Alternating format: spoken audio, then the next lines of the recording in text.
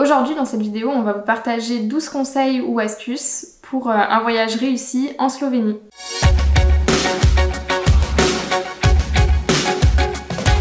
Salut à tous et bienvenue sur notre chaîne. Alors si vous ne nous connaissez pas, on fait des voyages et on filme tout ça sous forme de petites vidéos qu'on monte comme une série américaine. On regroupe aussi toutes ces vidéos sous forme de films. Donc n'hésitez pas à vous abonner et à liker cette vidéo.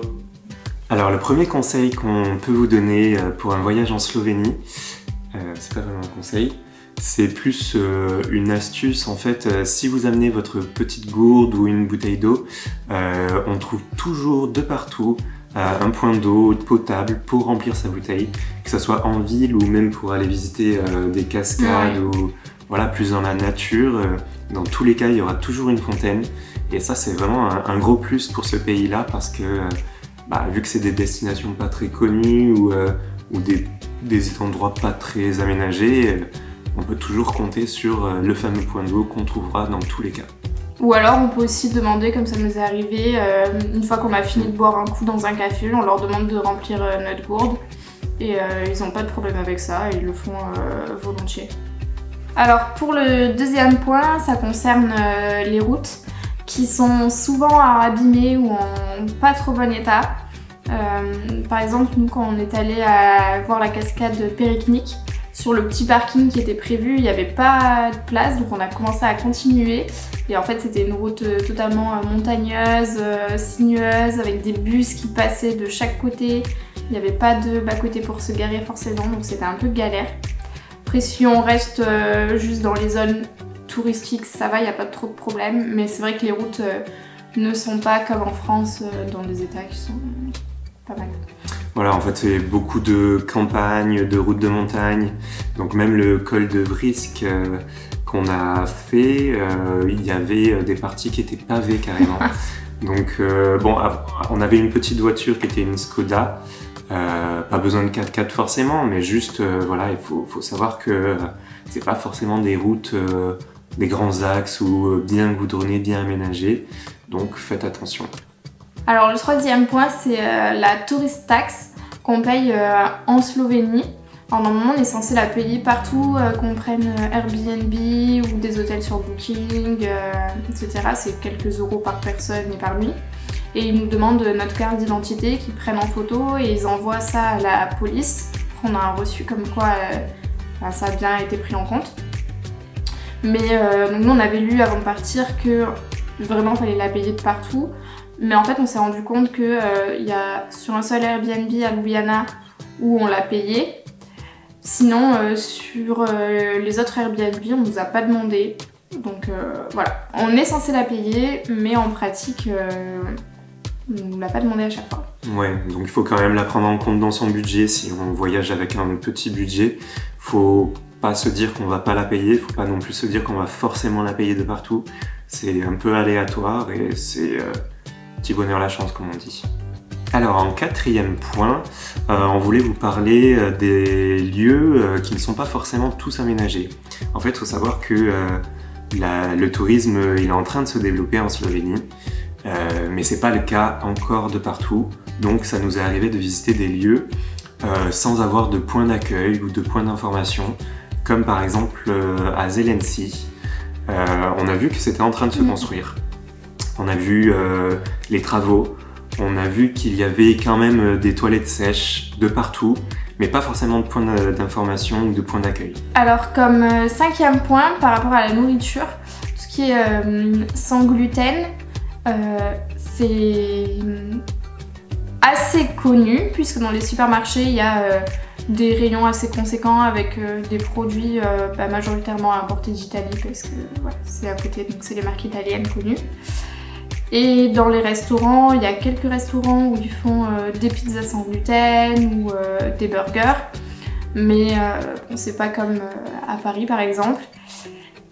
Il y a quelques points, ça va sûrement se développer de plus en plus. Par contre, ce qui est bien, c'est que dans tous les restaurants, sur la carte, il y a directement les allergènes qui sont marqués pour chaque plat.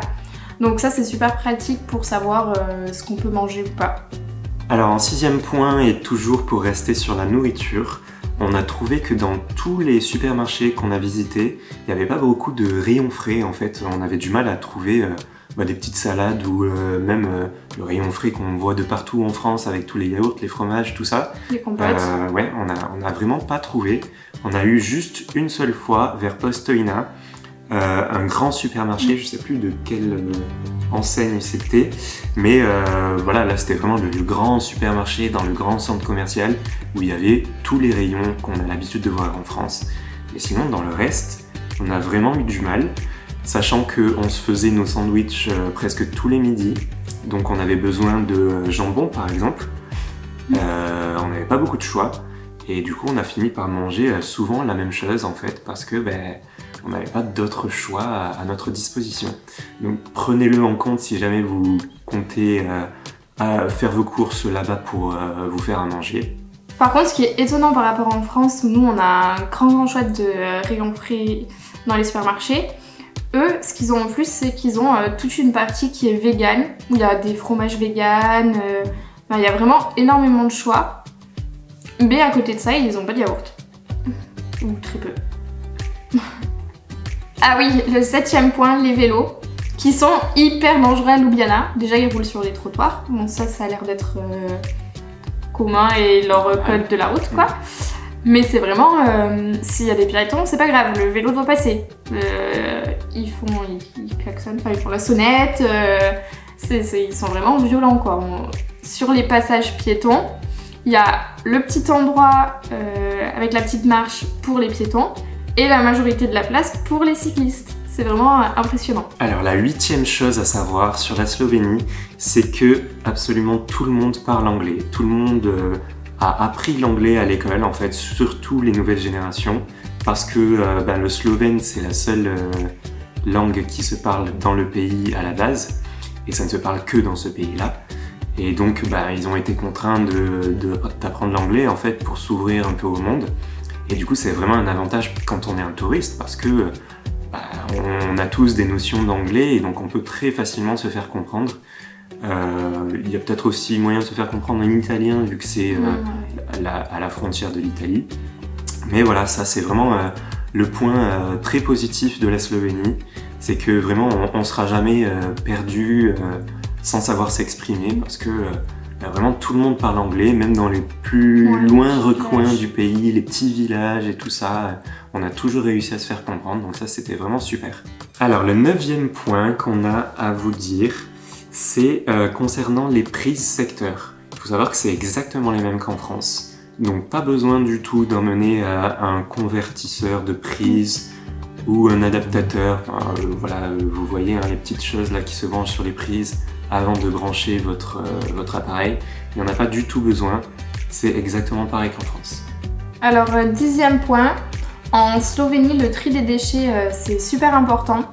Ils ont dans toutes les villes des poubelles de tri qui sont à disposition. Dans Ljubljana il y a des gros bacs enterrés pour les poubelles classiques, le verre, le plastique, les cartons, et il y a même les déchets biodégradables, les épluchures de nourriture, etc. Et vraiment ils portent une grosse importance sur ça.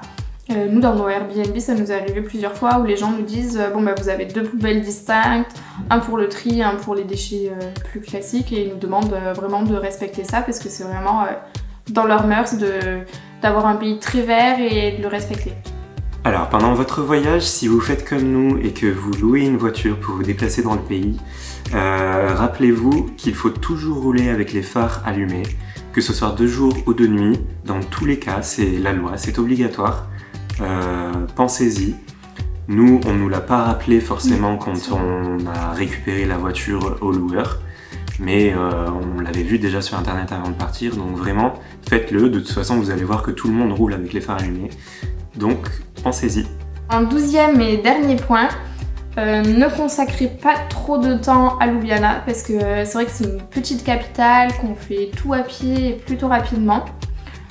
Surtout les choses les plus touristiques et les principales à voir qui sont vraiment concentrées dans l'hypercentre. Il n'y a pas besoin de beaucoup de temps pour la visiter, 2-3 jours ça suffit. En fait la richesse de la Slovénie c'est plus tous ces paysages alentours, les cascades, les randonnées, les lacs. Donc je pense que c'est là où il faut passer le plus de temps. Et Ljubljana, on peut y passer que vraiment quelques jours. C'est tout pour cette vidéo, merci à tous de l'avoir regardée. N'hésitez pas à la liker, la commenter, la partager et vous abonner pour suivre nos prochaines aventures.